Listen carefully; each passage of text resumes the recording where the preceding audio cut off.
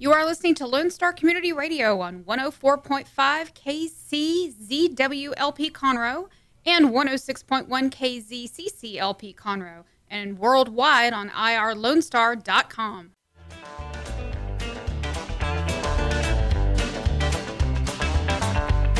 Good afternoon. Welcome to the Extension Hour. I'm Amy Ressler, County Extension Agent for Family and Community Health here in Montgomery County, and we are doing a Zoom show today. So we've got some of my good friends here with us by Zoom. We've got Sonja Davis. Sonja, you want to say hi? Hello. So Sonja is the FCH agent or Family and Community Health agent in Harris County. We also have Dawn Burton. Dawn, say hey. Hey.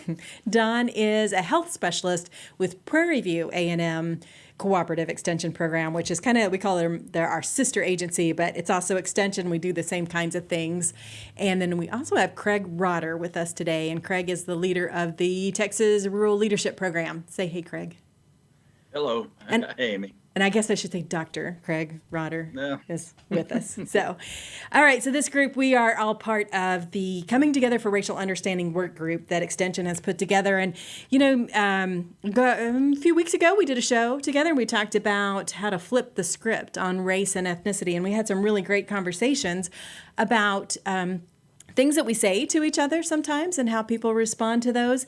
And so what we wanted to do today is just take that conversation a little bit further and talk about the comparison between dialogue and debate. And, you know, one of the things that I notice when I say this, I often say debate versus dialogue. And like the first thing that comes to my mind is debate. And I'll mention, you know, debate first, because I think sometimes we're sort of like programmed to think that debate is the ideal situation. You know, debate, I'm going to win by conversation, whatever it is that I have to make my point, right? So when we talk about some of the things that we mentioned with Flip the Script, I think that people often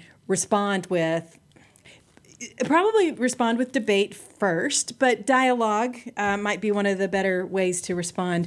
And just as a reminder, some of the things that we talked about when we talked about flipping the script, and whether you're on either side of that conversation, you might respond with debate or with dialogue. Hopefully by the end of this show, you'll be convinced that dialogue is the best way to do that. But things like, we don't see people of color, or you are so articulate, or she speaks English very well, you're overly sensitive, and so how did you get this new position? Those are all some statements that might elicit some debate, some dialogue, right? Craig, I see you smiling. So just talk a little bit. We'll start with you, and then we'll kind of go through and give everyone a chance to mention a few things about dialogue versus debate versus dialogue. Like what is the difference, and how do we know what that is? What does that mean to you, Craig?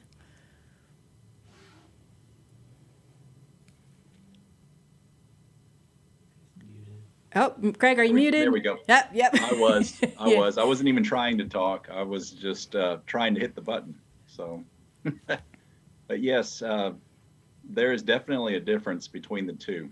And I think for most of us, it's really kind of slowing down a little bit and thinking about the conversation we want to have with people and how we want to present ourselves relative to someone else. So it's to me, the word dialogue, starting with the first two letters, you're looking at having at least two people engaged and involved in some sort of conversational mode, and not necessarily having to focus on your sides, but more likely moving towards some sort of understanding. And where the other person sits versus, I don't even want to say the word versus, because there's opposites then, right? Right. Put that and in instead of versus, how I'm seeing things and how you are seeing things, and what we can do to find that common ground is a big plus in it. Debate, on the other hand, there are sides, and and it's not necessarily always trying to prove that someone else is wrong, but so often we find, especially in today's time, it's trying to be heard to the point that people are absolutely saying that you, or in this case, if it was me, that I'm right, and regardless of where others sit. So there's a huge difference between the two. Right, right. So, often we think, well, what you just mentioned, you said debate or dialogue means taking a little bit more time, whereas debate, we're usually like ready to just get in there and start. I'm going to make my point, I'm going to make it fast, and I'm going to be so swift and so strong with that point that there's no way that you could even argue with me. Whereas dialogue is stopping and listening. And we'll talk more, too, later on in the show about some tips for how to participate in conversations. And what we're talking about too here obviously is difficult conversations. And when we talk about race and race relations, sometimes that can be difficult.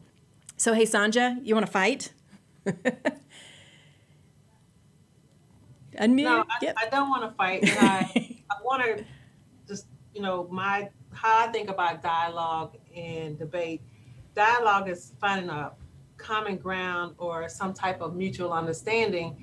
And with debate, it's like you're in a competition. Mm-hmm. And when you're in a debate, you're not listening. You're just trying to prove your fact, like your facts are correct. And that's not how dialogue is. Like I said, dialogue is a mutual conversation, you can leave not agreeing, but you're not winning with a true so-called winner. There is no winner in in in dialogue. There in debate, you think you won. I won that, but I mean the other person didn't even really hear you. So both of you were playing different sports or having two different conversations. You weren't involved in dialogue. Right. And when I say, hey, you want to fight, so that's just making the assumption, too, that debate means fighting. So it may not necessarily. I mean, there is obviously a place for debate in some place, some things in the world. There are debate competitions. But just in everyday conversations and when we're trying to connect with other people, debate is probably not the best way to connect with someone else, right? It's not. And I think about just situations where I'm having conversations with people, and body language is so important. With me, I have a tendency, it's not that I'm disagreeing with the person, but I'm just gonna step back. I would just like fold my hands and just tilt my head, and in that moment, it can, a person can read that as I'm shut off, I'm closed out to the conversation. But internally, I'm really just trying to think and process what the person is saying. I don't want to make a judgment about what they're saying. I really want true understanding of what they're saying and what they're meaning. Right. So body language can play a lot when you're in debate or even dialogue. Sure. And I think when, you mentioned just that body language, I can just jump to the conclusion and make the assumption that she is like closed off. She doesn't want to talk to me. She's not listening to me. So I'm done with her. Or I can, stop, like Craig said, slow down just a little bit and consider the fact that maybe you are processing the conversation and what is being said. And even if it is a little bit of a protective, response, often we do that when we are having difficult conversations because they are difficult and they are uncomfortable. And this can apply to any kind of conversation, but obviously one of the things that we focus on is conversations around race and race relationships, which can be difficult. And sometimes we make some immediate assumptions that may or may not be accurate, right? Right. And in dialogue, I think there's some form of education that's trying to take place.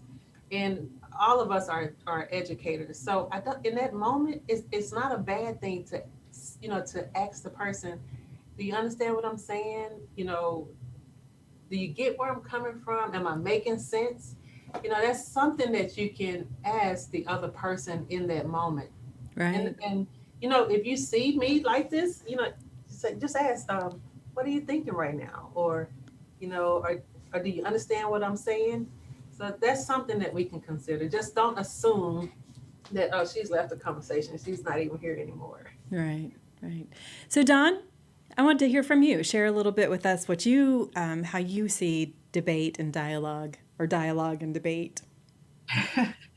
Well, our colleagues have done such an excellent job describing, I guess, some of the actions and things. I think about the feelings, in addition to what they're saying, the feelings that go along with the differences between the two.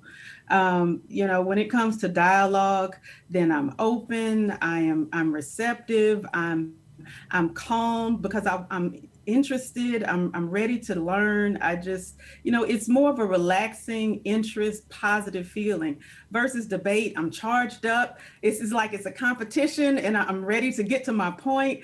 And, it's aggressive, very aggressive dialogue. I mean, debate is very aggressive in that it's a competition because I have to win. I have to get my point across and you have to agree.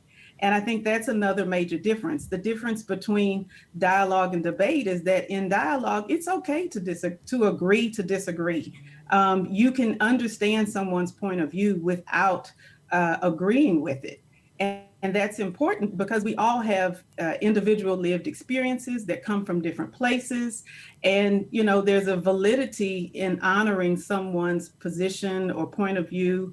And you don't have to agree with it, but there is honor in hearing it and receiving it and acknowledging that it exists. Right. Good points. And so let's talk a little bit too about what do you, hopefully it may be obvious at this point, right? So dialogue is probably much more productive than debate. Debate could have its place, like I mentioned before, but let's talk more about the value in dialogue. Okay. Well, and when we think about it, there are competitions in school that teach children how to debate. And so it is ingrained to be able to win when it comes to conversations or when it comes to being on opposing sides. But there's value in human relationships. There's value in growth and development and just living your life, respecting the differences of others. We can have great friendships and great conversations, even though we don't agree. And one story that comes to mind is of Daryl Davis, and he's a Black musician. And he, because of an impromptu experience, and there's a TED Talk for all of you who are interested and want to know the difference, hear the details of it. Daryl Davis is a Black musician that by happenstance ended up in a conversation at a bar with a Ku Klux Klan's member. And they had such a good conversation and it stimulated such curiosity that he went on to research and investigate and engage in conversations with Ku Klux Klan people to the point where at the end of his experience and time, I think it was over a course of 20 years or so, he engaged Klans people to a conversation, get to know each other, and establish relationships where he ended up attending a Klans meeting. And that blew my mind that a Black person willingly attended a Klans rally. And from that, there were people who he changed the minds of, I think the statistic was 200 members gave up their robes because of the interaction and relationships that they had. And that just shows that it's okay to disagree. But it also shows the value in listening and having a conversation and not being so charged to compete, but opening to hear one another and understand each other's perspective and points of view. Sure, because when we think about debate and competition, we think that there has to be winners and there has to be losers. But just that story that you just shared is a great example of win-win. Like in human relationships, there doesn't have to be losers. We can all be winners. We can all come away with new information. And as Sonja mentioned earlier, we're all learning from each other. We're all educating each other about our own experiences and our own lives. And that's, kind of when we talk about race and race relationships, that's one of the biggest steps forward is just accepting and understanding and appreciating the differences between us. So Craig, do you have any kind of stories or anything that you want to add to dialogue versus debate? And debate, not versus. You made that very clear, but not versus. You're reframing, Amy, and that's a good thing. And to me, the other thing is that there is a complexity in the conversation either way. So you don't lose the complexity by choosing dialogue over debate. And debate is a very complex process if you really look at its history and you measure the back and forth. The difference is, and the choice made to me is dismantling the walls that come up when you are deciding that you're going to debate something, and instead choose to dismantle those walls and be more vulnerable. And the story that Dawn shared, there had to have been an increased vulnerability. Obviously people had the way they saw things and the way they continue to see things, but everybody likes to hear their own truths, right. and they like to speak their truths. But to go back to the story with Daryl, as a musician, the other reality is, there's music in my head, there's music in your head, Dawn's head, and Sonja's head, and anybody when we're in a conversation. My music doesn't have to drown out your music as we're having the conversation. And that's, to me, that's the beauty of dialogue is, I give you a glimpse in terms of what I'm hearing in the music in my head, and then I stop and will turn mine down in my head so I can hear the beat and the words to the music in your head. And we may still have different songs in our heads, but the fact that we at least say it's okay, right, in the dialogue, and that we can truly hear each other, that's the beauty in choosing dialogue over debate. Yeah, that's a great analogy of music in your head. And you mentioned vulnerability, and that for a lot of people is a really scary thing. It's like it's very scary to be vulnerable. And it reminds me of, so one of my most favorite authors in the whole wide world is Brene Brown, and she does a lot of research on vulnerability and the power of vulnerability, which sounds counterintuitive, but once you hear the way she describes it and the power that we can find in vulnerability is for me very inspiring, obviously, because like I said, she's one of my favorite. Sonja, do you have additional thoughts to add to dialogue and debate? I have a thought about vulnerability. Okay. I think we live in this age, in this moment, and we still have individuals who never interact with people from a different race. Mm-hmm. And I find that so unbelievable, but also just, I see it as an opportunity to be vulnerable. So, I would like to challenge people. If you have never had an experience, or, if you've never had a conversation with someone of a different race, and you're out in the public and you see them, I would challenge them or encourage them to seek the opportunity to just strike up a conversation and just start talking. It doesn't have to be about race. It can be about the weather. It can be about anything, but just strike up the conversation to be vulnerable. And at the same time, because let me go back. A lot of times they base their experiences on things that they've seen on TV or in the media, right. And they've never had that one-on-one contact, that one-on-one interaction. But, I encourage you to strike up a conversation with a person at the grocery store, at the doctor's office, wherever you are. Just talk, just make it just, conversation, and just see how that goes. But at the same time, I don't want you to base that one conversation and make a generalized opinion or thought about the race or the culture, because my experiences are different from my siblings' experiences, and we all have different opportunities and things that have happened in our life. So just don't be so quick to generalize and make quick assumptions about individuals, but just seek opportunities to be vulnerable and to explore and learn, because right now we're in a difficult period, but at the same time it's a period of opportunity for us to learn about other cultures and just to interact more.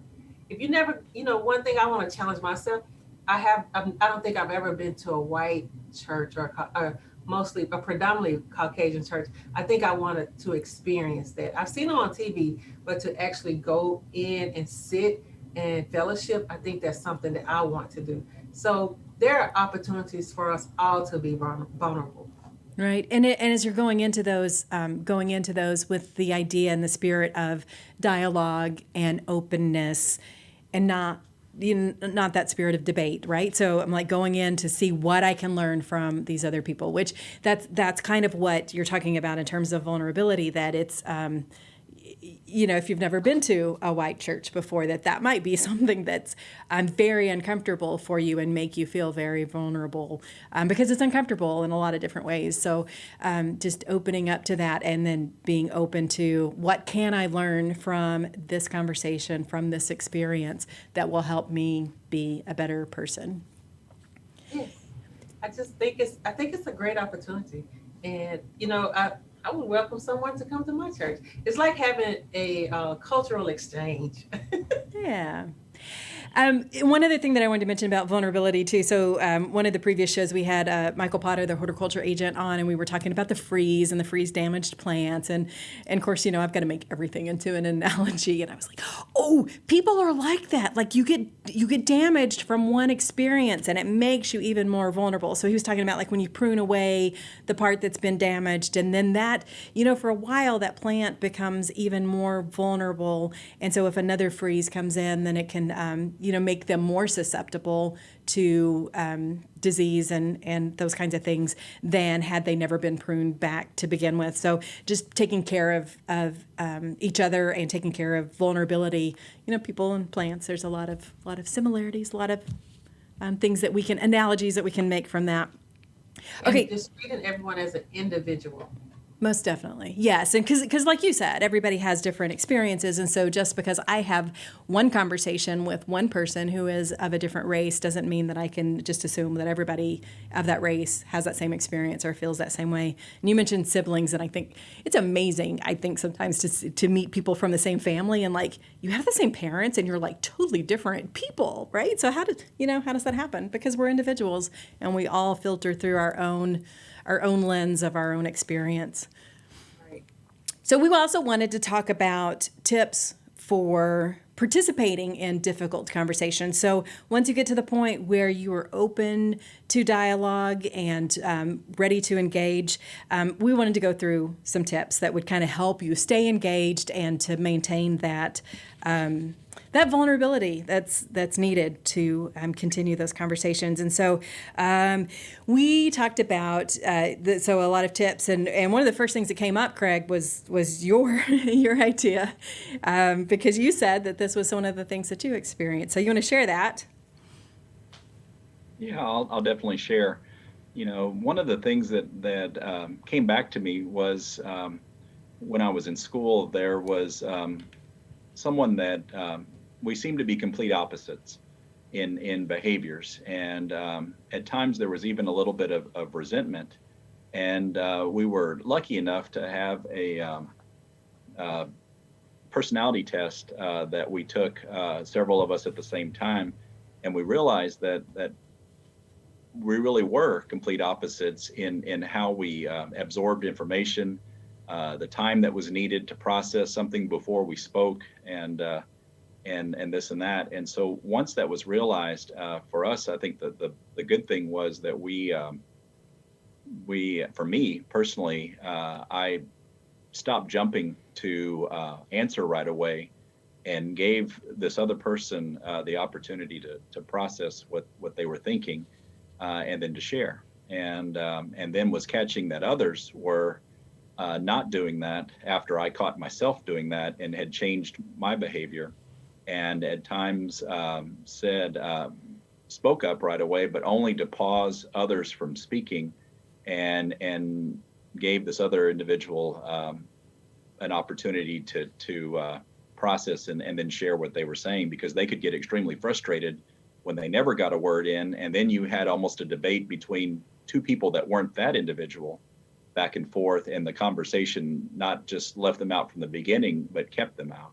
Right. And so for me, the first tip that I would strongly suggest as you're moving into this frame of dialogue versus, or as opposed to deciding to debate people, especially if you're passionate, is to listen.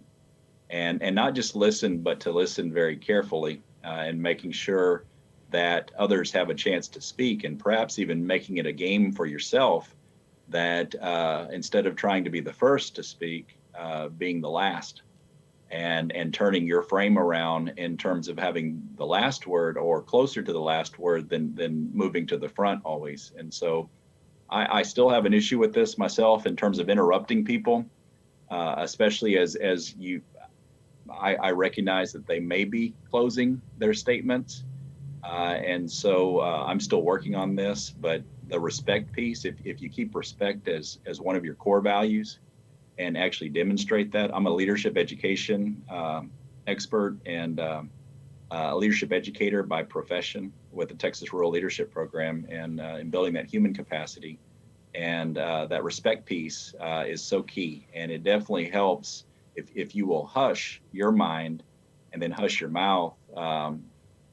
Showing that respect to others is key. So listening carefully to others, I think, is extremely key. Right. And, speaking your mind freely, definitely share what's going on, but, just don't take over the conversation or the discussion, because there are some personality types that are just like, yeah, they're not saying anything, so I'm going to just kind of keep on talking. And then there's people, sort of like what Sonja mentioned when she mentioned body language, and, as she's processing information, maybe she sits back and is kind of thinking through that. It's really easy for someone else to assume she doesn't have anything to say, so I'm just going to keep on talking because I've got things that I want to say. Amy. Yes, ma'am. So what Craig just mentioned, I also struggle. He said he interrupts. I also struggle with, in my mind, while a person is speaking, I'm trying to think of my response. So in that moment, I've left the conversation. I don't know what they even said, but that's something that I'm working on. Like Craig is working on, not interrupting, staying focused, staying in the moment with the conversation, so that I can, I can have dialogue and understand what they're trying to convey, opposed to, in my mind, I'm trying to come up with my response. So it's a continuous process, and it is something that I'm working on. Right. And I think a lot of us are guilty of that. We don't listen to listen. We listen to respond. And I think Stephen Covey is the one that said, seek first to understand and then to be understood. So that's another good piece of advice when it comes to that. All right. Yeah, that's part of the 7 habits for highly effective people. Right. So yes, you're exactly right. And to me, the visual image that I put into my head when I'm having that conversation is that almost having the person, whoever it is, and myself picturing us getting onto a roller coaster at a theme park.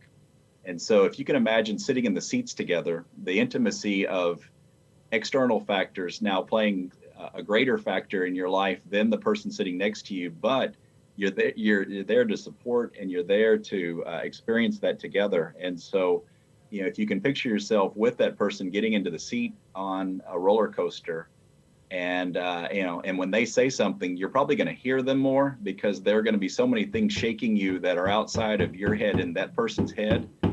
And so you may find some clarity in realizing that what you have in common is all of the external factors that you're facing while you're in that time together.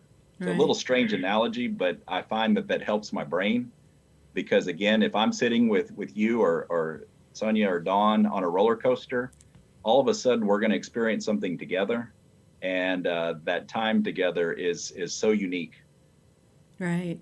And I often think of, so I have 2 eyes, 2 ears, 1 mouth. Use those in proportion. Look and listen, and then speak. So, Dawn, tell us a little bit about the tip that you have for dialogue and participating in dialogue. So my tip is do your best to understand others' point of view. And it follows along the lines of what everybody has shared in terms of listening more and speaking less, or being open. And just, I guess, my effort to, first of all, piggyback on what Sonja was saying, is that I forget my point if I don't hurry up and get it out. Right. And I was raised in an environment of cutting people off. And so my mother will cut me off and I cut her off, and I didn't realize what was going on until I engaged in conversations with other people, and I realized, oh, that was rude. And so it's a struggle from different perspectives in how to do a better job, because that that ingrained debate effort is there. But getting back to doing your best to understand other people's points of view or others' points of view, the way an analogy that I think of is when my children or a loved one, something happens to them and they're upset, be it because somebody did something to them or maybe they tripped and fell, whatever the case is, when they approach me and there's something wrong, I'm in a vulnerable, open, receiving situation. And I am listening with all intent and everything I have to find out what happened. Now, if it's a little kid or they're extremely upset, might not understand exactly what they're saying. You might question the logic of whatever it is or the story that they're saying. But just like with dialogue, it's still important to hear them out. And there's the desire to hear them out. Versus when it's a debate, you're charged up and ready, anxiously, waiting for your time to attack whatever the vulnerabilities that you see. Mm-hmm. And so I see that as an example of how to engage in dialogue. Just like when a loved one, be it an adult or a child, approaches you and they're exasperated, they're traumatized, you just want to fix the situation. And the only way you can fix the situation is to truly understand what happened. And so that means you have to intently listen and understand. Maybe you do ask a few probing questions because little kids' logic sometimes not quite there, or if it's an adult that's extremely upset, might not understand what is being said through the tears. And you're sensitive to that. You're sensitive to their situation. Just like in dialogues with highly tension-filled conversations, especially racism. If there's a personal story that's being shared and maybe it's evoking emotion, you have to be patient and give them time and allow them to process and allow them, if they're willing to share, then it's important to give that person the time and space to get the information out. Mm-hmm. And if it was your child or someone you loved, you'd be more than willing to be patient, to give them the time, a few extra boo-hoos, or give the child a few more minutes to go back through that story yet one more time for the 10th time, just so you can understand the level of detail that's needed so you can help to resolve it. Right. And what you're describing too, I think it's even more difficult. So when we're in difficult conversations, right? And so what you've just described, if someone you love, so you care about, you're patient with them because you care about them. But if someone that you already feel like maybe you're on diametrically opposite sides and you're already, kind of ready to find something wrong, that makes it even that much more difficult to stay engaged and listen and allow them time to share their experiences. Exactly. And what I believe happens in debate more so than dialogue is that competition is so deep that as soon as you see that maybe you're not winning, you shut down, mm-hmm. right? Or I shut down sometimes. At this point, I try not to compete, but there's that win versus lose situation to where if you're not winning, then maybe the engagement stops. And that's a problem too, because it needs to be an interaction. There needs to be a back and forth, and there needs to be the open, receptive hearing from both sides to be able to move the conversation forward. Whether you agree or not is not the point. It's to understand understand someone else's point of view.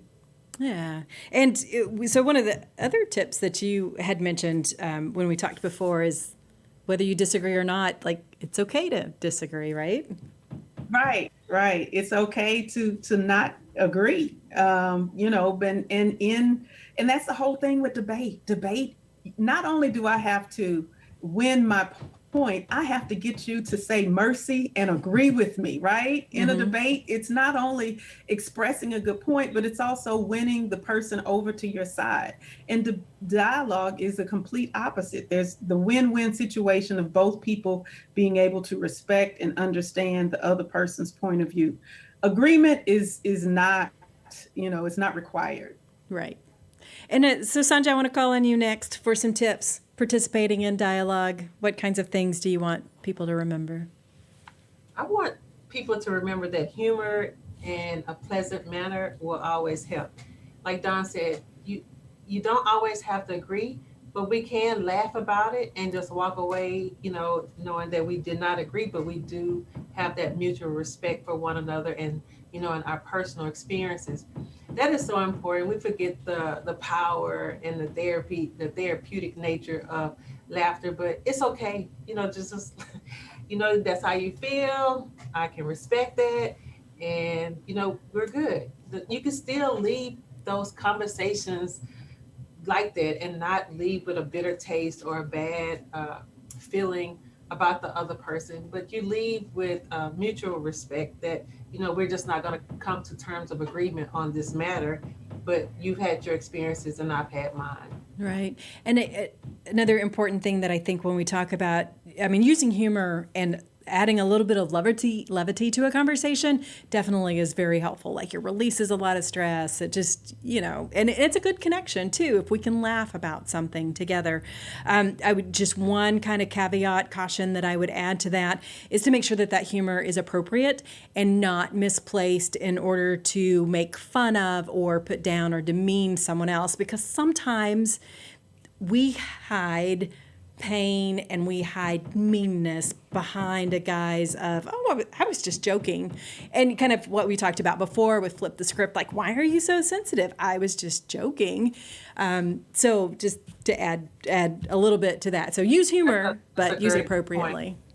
Point. And, not leaving thinking that person was attacked. Or they laughed at me, but we're laughing together, not at one another, but together in agreement. Mm-hmm. Yes, definitely. And what you mentioned before too about people having different types of experiences, maybe people react a little differently to humor. It's something that I think is just, and maybe something that hurts you deeply. And because I don't understand your experiences, or I haven't taken the time to come to a place where the humor that we might use between each other is understood and acceptable, and I say something that could be mean, inappropriate, and again, hiding behind humor. So and when that happens, instead of in that moment addressing it, maybe I cool down. I think I've had situations like this before. I cool down and then, maybe call the person or ask them, well, what exactly did you mean by this? Mm-hmm. I'm trying to get understanding. I'm trying to understand, what they were actually saying. And in my mind, I may have built up this whole scenario. They were making fun of me or they were laughing at me, but in essence, it wasn't that at all. So learning when to approach situations or comments. Definitely. All right, Craig, do you have another tip for us? Yeah, and just listening to the conversation we've had in the last few minutes, to me, I think if you're going to be in a mode where you're wanting to, and you cannot help yourself, that you're wanting to move to debate, perhaps have a debate with yourself inside your head about your behaviors before you exhibit them and before you move to conversation with the other person. So, I always believe that there are better angels and in our heads, and keeping three things in mind, I think, would be a plus. One would be the difference between respect and disrespect, and are my thoughts and how I present them in the conversation going to be disrespecting another human being, regardless of how we see things. So that's A. B would, in my mind, is the notion of human dignity, and I always think of a much older human being and the dignity of a person when they are very, very old and can't take care of themselves as much anymore, and that spirit of feeling, not necessarily feeling sorry, but feeling empathy for that person. Maybe their pants aren't quite up all the way, or an issue's happening here or there, and they just can't help it. But keeping that in your mind, that the greatest amount of dignity that you could hold for somebody else, and have that debate in your head before you move and demonstrate dignity. And the third one is equity. And can we move to equity in the conversation? Not somebody has to win and somebody has to lose, but the notion that that with dignity and with respect, that somebody could get what they need out of the conversation and how they see things, but I also can walk away with a sense of equity because we spent the time. The greatest thing we can spend with another person is time, right? Right. And we're so silly, and we should be able to laugh about. We laugh too often maybe about the amount of time that we truly have in this world, right? Just to dig deep for a second. But if we would focus on every single conversation as being a part of that sand in our hourglass, and how we want to present ourselves in that moment as one moment of time, I think reframing that is also critical. So how are we spending that time with another person? And when we walk away from that moment, how do we want to feel, and how do we want them to feel in giving them a gift of taking some of our time? And being a little selfish and recognizing the quality of our time, and are we going to waste it, or are we going to spend it with greater quality and equity between one another? And so again, it's reframing a lot of factors that we just don't think about. Right. And yeah. And one thing I wanted to add to that was assuming positive intent. When we talk about race relations and racism and all those other words that trigger us, or any situation that could be filled with conflict, and you go into a discussion, it's better to, first of all, take a moment and breathe and understand that you need time to process. This is difficult, but if you push through it, like with your plant analogy, you need rain. Too much rain can drown. If there's cold temperatures, it can freeze and do so much harm. But it's important to have the water that gives all the nutrients to really feed the plant systems. And the natural rain is so much better than whatever's coming out of the faucet for some reason. But I digress. It's the rain that does so much. And just like rain, you have to be in a good place. And so it's important to take time to breathe and center yourself in a positive space, and realize that you are going into a difficult conversation, so that you can be open, and all the other tips that we've given, and assume positive intent. Just like Sonja said, we can get so caught up in our own stories, our own perspectives, that we completely misunderstand whatever is being told, when the intent was nothing like what we assumed. But if we assume positive intent, just like when a loved one approaches us, we're assuming whatever they say is not necessarily positive, but whatever they say, we're honoring it. And so that positive intent helps us to honor whatever we're hearing somebody say, whether we agree with it or not. So I just wanted to throw that in. Yeah. No, I appreciate that, because so I mentioned Brene Brown earlier, and one of the things that she talks about is just assuming every person you meet is this person is doing the very best they can. Because sometimes we have these stories that we make up in our heads that someone's against us, that the world is against us or whatever, and we make up worst case scenarios in our mind, and then it automatically puts us on the defensive with other people. But if we are assuming like you said, assuming the best intent, that person is doing the very best that they can, and they have very good intentions, it'll make a big difference in the way we interact with everybody that we interact with. And kind of going back to what Craig said too, just really appreciating those conversations and those relationships that we have. And one of the tips that I was going to give, and I said that I would do this at the very beginning, is to keep the discussion on track. But sometimes we got really excited about the things we're talking about, and we chase a few rabbits. But what happens often in difficult conversations is that we tend to deflect, and so we're trying to talk about something that is hard to talk about, that's uncomfortable, and then sometimes we deflect with humor, and then going back to that conversation, so that's a little bit of an inappropriate use of humor, but not that you shouldn't insert that sometimes, but bring it back to this is the discussion that we're talking about, this is the point that we need to make, and whatever it is, or wherever you're at in that conversation, but just trying to keep on track, and because sometimes we will kind of deflect and just say, try to change the subject, or talk about something else instead of what really needs to be talked about, or what we really want to talk about. That's true.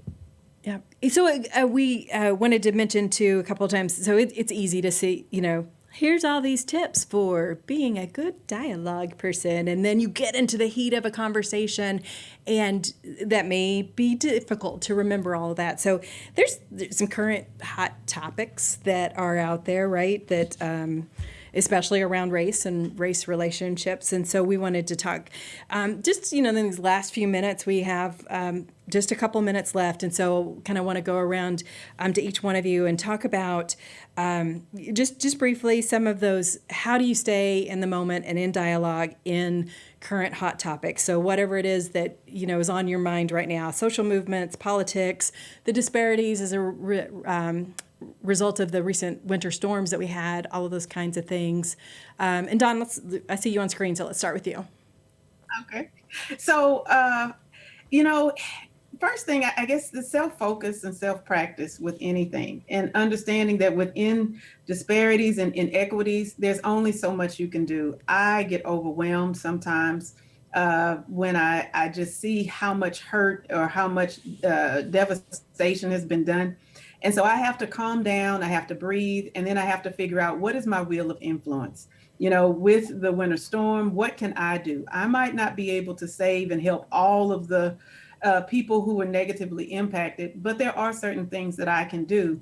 And that's where I think it's important to start. What can I do? How much can I give? Where can I go? Mm-hmm. And it doesn't always have to be about money. People like to be checked on.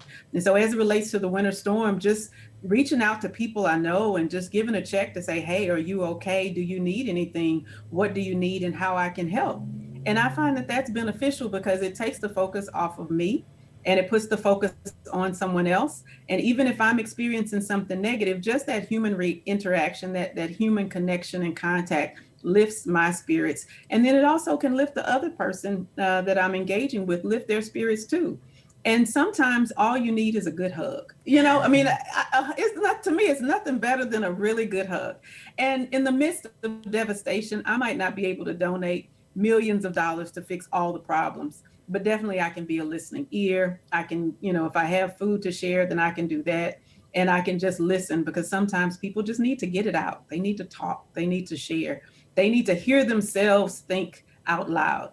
And so I really believe in, when it comes to a difficult situation, when it comes to all of the chaos and craziness that's going on in life, taking a moment to breathe and figure out what I need and what I can do, and starting with me and then moving forward as much as I can do. And if I get to a point where it's too much, hey, I need to cut the news off. I've seen quite enough. It's important to know what your limits and boundaries are. And once you reach those limits and boundaries, it's okay to stop, because I feel like each individual person needs to take care of themselves. Self-care is so important. And your limits. Each individual knows their limits. And if they don't, I encourage them to explore their limits and focus on finding out what your limits are. If you watch news typically 24 hours a day, and by the time you go to bed, you are exasperated, exhausted, and worn out, maybe you should dial that back a little bit. Maybe you cut it down to, once in the morning, once in the afternoon, or you give yourself smaller doses of the news. Okay. So that you can process it all. Thanks, Dawn. Craig, we're going to go to you next. You have been into some heated dialogues, right? For a long time. So you want to share a little bit? Yeah, I think for me, in looking at age helps you look at things good, bad, and ugly in life. And I think in looking at the last few years and even through the winter storm that we just faced in Texas a couple of weeks ago, there really is, unfortunately, by human behavior, there is a true and unfortunately a real bloody trail of victims in terms of how we have treated one another. And I like that we touched on vulnerability. I like that we touched on keeping it light. But the other piece is keeping it true. And one thing that Dawn and I had a conversation the other day and very recently, and just thinking through the bit of history that we do not know and that wasn't taught to us. And so some of the truths that we base our reality today on aren't necessarily true, but it's what we've been taught. And so how do we turn that around and awaken ourselves? So instead of creating more victims along this trail called life, maybe we are moving ourselves to a place where we are not healing from the standpoint of covering over old wounds, but bringing the reality that is there to our existence now, and having not debate, but having the dialogue about where our history has placed us now. And so I know that's a little deeper than we may go often, but if we're ever going to get to a better place in the generations ahead, I really do think that we need to move to having truthful dialogue about what the history actually was and the history we're creating now. Yeah. Because I bet that if we looked at some of the things that have happened already in 2021, if we could go up 50 years from now and look back, we would be embarrassed that we didn't stand up and hold each other up better as human beings in the time we had, versus, again, creating more victims along the trail by our own behaviors. And so we've got to do a better job collectively and having a mindset of dialogue and stepping away from debate in a game show atmosphere, right? American culture, broader, there's always competition. And we're always trying to push the button first before someone else pushes it, right? I think a Family Feud, when the two families go up there, right? We live that every day because that's how we've been conditioned. And how cool would it be for a family to switch over and go over to the other side and help them come up with answers, and then go back to your side of the room, right? And change the game moving forward. So I think what you've encouraged us today, and Amy, in terms of bringing us to the show, is to spend some time in our week reflecting on what we could do better and what's going to come out of our mouths, and to whom we may offer ourselves in conversation that we may not meet or may not know in our day-to-day. Yeah. And Sonja, you were telling me you were ready for a family reunion and you want to go to a white church. What are your last little thoughts that you have? Well, I just thought about some of the words that Dawn spoke, and I believe empathy, being empathetic to others on both sides, even the ones who choose debate, being empathetic to them also. And doing that one thing that I can do. I looked up this poem that I always, it's not a poem, it's more of a just strong words. And it's a quote by Edward Everett Hale. I am only one, but still I am one. I cannot do everything, but still I can do something. And because I cannot do everything, I will not refuse to do something that I can do. There's something that we all can do. Dawn spoke about, just being there to listen to someone. We, in Extension, we have access to all types of resources that we hear come from the job, from the county, but being able to share those resources with individuals, listening to them. Some of my volunteers right now, they're stuck at home. They don't know when they're going to be able to get out and do the things that they want to do. Sometimes they just need someone to listen, someone to just talk to them. And I really feel for our vulnerable populations, the homeless, the seniors. They just need someone. So just doing that one thing that I can. And like Dawn said, not overthinking it, not doing too much, practicing self-care, but doing the one thing that I can, so that at the end of the day, I can close my eyes in peace. I love that. I love the conversation that we've had. And you know what? We've been talking for a while now, and we probably could talk for a few more hours, which we will come back and we will have more of these conversations as Coming Together for Racial Understanding. We've got a few of our other cohorts that we would like to bring into the show sometimes too, to talk about different types of things, because, it's not something that's going to be solved in just a 1 hour conversation. And so that dialogue that we're talking about is going to have to be an ongoing dialogue that we continue to do, even when it's hard and even when we get tired of it, we have to continue to dialogue and dialogue more than we debate. But we have run out of time for today for this extension hour. We're here on Fridays 1 to 2 p.m. and we talk about our people, our programs, our partnerships, and I love having Coming Together for Racial Understanding because that is really all about people. And we will be back next time. But thank you guys so much for joining us today. It was great seeing you, and we'll see you next time.